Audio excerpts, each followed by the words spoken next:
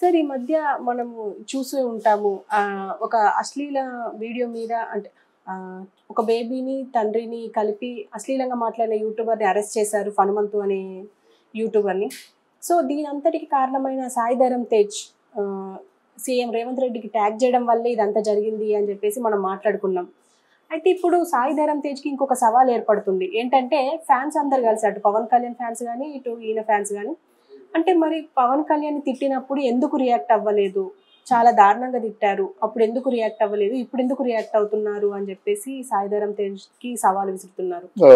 So దీని అంతటికి మీరేమంటారు సార్? అసలు ఇన్వాల్వ్ అవ్వచ్చు అంటారా, అవ్వరాదంటారా పవన్ కళ్యాణ్ విషయంలో?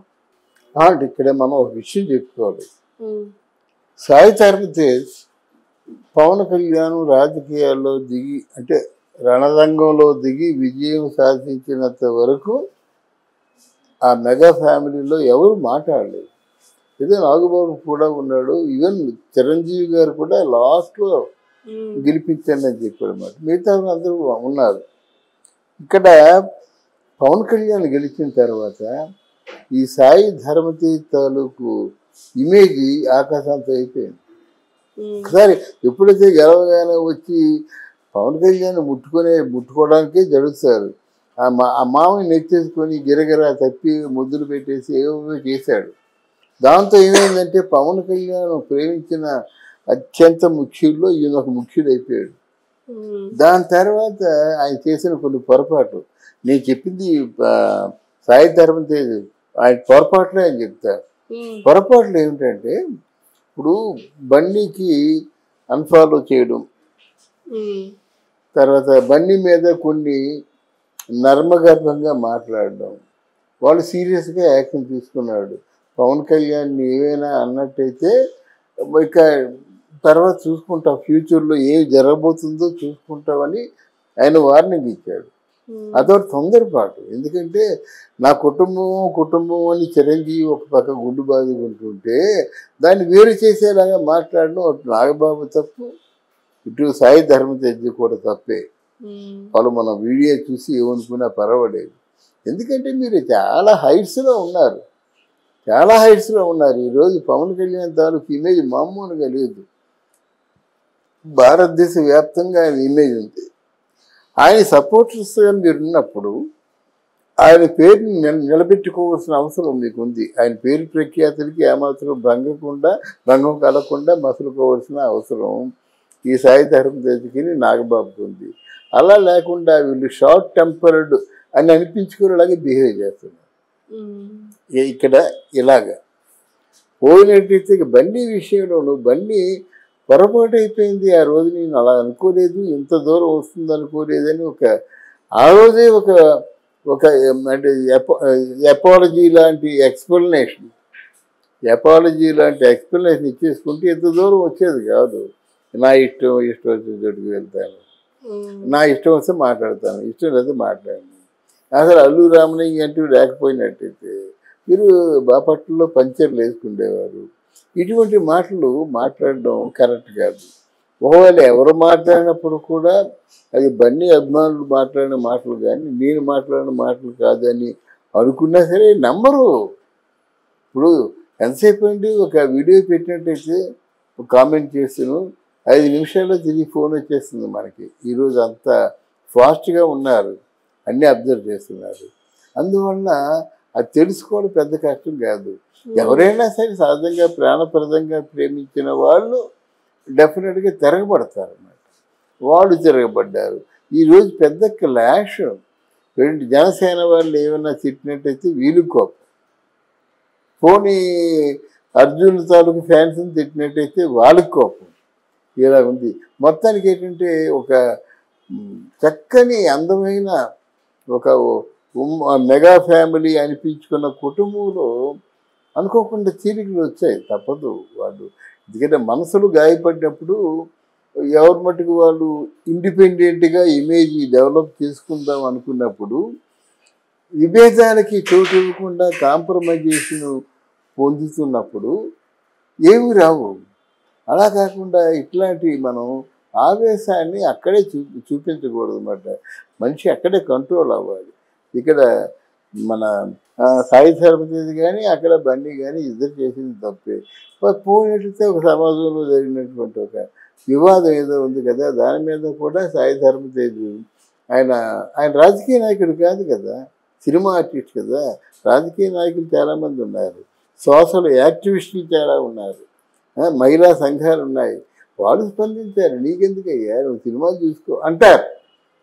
అందువల్ల నువ్వు సాయి ధర్మతేజ్ రేవంత్ రెడ్డి కలిశాడు, కరెక్టే. కలిస్తే రేవంత్ రెడ్డి ఎందుకు రమ్మంటాడు? పవన్ కళ్యాణ్కి ఇష్టమైన మేనల్లుడు కనుక రమ్మంటాడు. అయితే నువ్వు ఇండిపెండెంట్గా వెళ్ళినట్టయితే ఒక 10 రోజుల పాటు తీరుబడి లేదండి, తర్వాత మనం కలుసుకుందాం అని చెప్తారు. అందువల్ల ఇదంతా కేవలం పవన్ కళ్యాణ్ వల్ల వచ్చినటువంటి వెలుగే కానీ దాన్ని మీరు నిలబెట్టుకుంటే నోటికి వచ్చినట్టు మాట్లాడి నలుగురిలో నాభాస్కరావడం కరెక్ట్ కాదు. మీరు కరెక్ట్గా మాట్లాడుతున్నా సంబంధిత వ్యక్తి ఎవరైనా ఉన్నారంటే వాళ్ళ చేత మాట్లాడించాలి. కానీ మీ సినిమా వాళ్ళ ఉండి మీరు ఎందుకు అనవసరంగా రోజులు మీ మీద పులుపుకుంటారనేటువంటి ఉద్దేశం నాది. ఓకే, అంటే ఇప్పుడు నేనేం అడుగుతున్నాను అంటే పవన్ కళ్యాణ్ ని తిట్టినప్పుడు సాయి ధరమ్ తేజ్ ఎలాగూ స్పందించలేదు. అవునమ్మా, స్పందించడానికి ఈయనెవరు చెప్పండి స్పందించడానికి? పవన్ కళ్యాణ్ ఏమవుతారో తెలీదు. అంతకుముందు వచ్చిన రిజల్ట్ భయపెడుతుంది కదా. ఒక్క సీటు కూడా గెలుచుకోలేని పరిస్థితుల్లో ఈరోజు తొడగొట్టి ఛాలెంజ్ చేశాడు. అది పవన్ కళ్యాణ్ అదృష్టం కాకపోతే నా కొడుకున్నారు మిమ్మల్ని అందరినీ కూడా నేలమట్టం చేస్తా, మీ తార చేస్తా. అలాగే జరగకపోతే నా పేరు పవన్ కళ్యాణ్ కాదు, నా పార్టీ జనసేన పార్టీ కదా అన్నాడు అన్నమాట. ఆయన నోటంట ఆ భగవంతుడు పలికించారు కానీ లేకపోతే అంత పెద్ద వార్నింగ్ ఇవ్వగలుగుతాడా? అందరూ జగన్మోహన్ రెడ్డి కూడా ఆ వార్నింగ్ ఇచ్చాడు, అలాగే ఆర్డర్స్ ఇచ్చారు అందరికీ సంబరాలు చేసుకోమని. మరి ఆయన ఎలా సంబరాలు చేసుకున్నారు? సంబరాలు చేసుకుంటుంది పవన్ కళ్యాణ్ రోజు. అందువల్ల పెరిగారు వీరందరూ. లేకపోతే ఏం మాట్లాడతారు? ఏదైనా మాట్లాడితే తెల్ల తీసిపోయి అరెస్ట్ చేస్తారు. వైసీపీ పరిపాలన అధికారంలో వాళ్ళు ఉన్నారు. వాళ్ళు అరెస్ట్ చేసినటువంటి 190 మందిలో ఈయనొకడు అవుతారన్నమాట. అందువల్ల ఎన్నిసార్లు తిట్టినా ఈయన మాట్లాడు కదా. తిడితే జన సైనికులు తాడ తీసేస్తున్నారు కదా.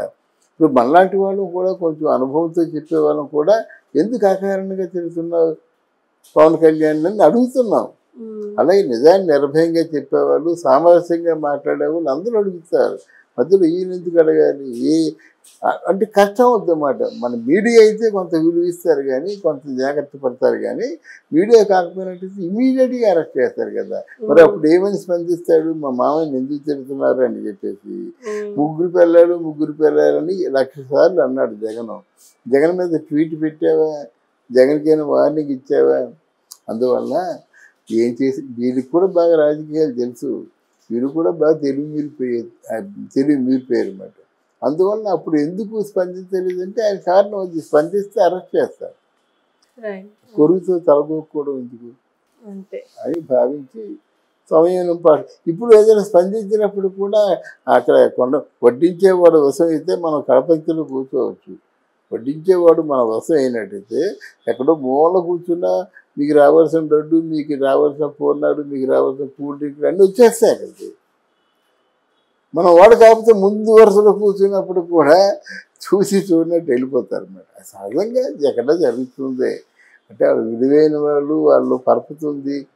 ఈరోజు పాలకవర్గంలో ప్రధానమైన పొజిషన్లో ఉంది. వాళ్ళు ఏమనుకుంటే చేయగలుగుతారు, అంతే కదా. అది మొన్న ముఖేష్ అంబానీ ఆయన వెళ్ళినప్పుడు పవన్ కళ్యాణ్ ముందు నడిచాడు, తర్వాత రామ్ చరణ్ను ఉపాసన నడిచింది. పవన్ కళ్యాణ్ జస్ట్ వెంట వచ్చారన్నమాట. అటు పవన్ కళ్యాణ్కి ఎంత మర్యాద జరిగిందో వీళ్ళిద్దరికీ అంతే మర్యాద జరిగింది. ఎందువల్ల జరిగిందంటావు? ఇప్పుడు పవన్ కళ్యాణ్ చంద్రబాబు నాయుడు ఉన్నట్టయితే ఆ అమ్మాయిని పవన్ కళ్యాణ్ చేతిలో పట్టుకున్నాడు, వదలలేదు మాట్లాడుతున్నంతసేపు. ఇవన్నీ అదనపు ఆకర్షణలమ్మ. ఇవన్నీ వ్యాపారంలో ఒక భాగం, రాజకీయాల్లో ఒక భాగం. రాజకీయాల్లో ప్రధానమైన శాఖలు లేకుండా ఏ వ్యాపారస్తులు ఎన్ని లక్షల కోట్ల డబ్బు ఉన్నప్పుడు కూడా వాళ్ళు డెఫినెట్గా. రెండోది ఏంటంటే మనకి పరిశ్రమలు వస్తున్నాయి కదా, అంబానీకి కూడా పెద్ద పెద్ద పరిశ్రమలు పెట్టే అవకాశం ఉంది. బట్ ఏదైనా సరే పదవిలో ఉంటేనే, అందుకే ఆ పదవిని కాపాడుకోవాల్సిన బాధ్యత ఉంది. అంటే ప్రజల కోసమే ప్రజలను కాపాడుకోవాలి. లేకపోతే ఇంతమంది ఉన్నారు అన్నార్థులు, ఇంతమంది ఉద్యోగాలు లేకుండా ఉన్నారు, వాళ్ళు ఏం కావాలి? Okay sir, thank you. Thank you.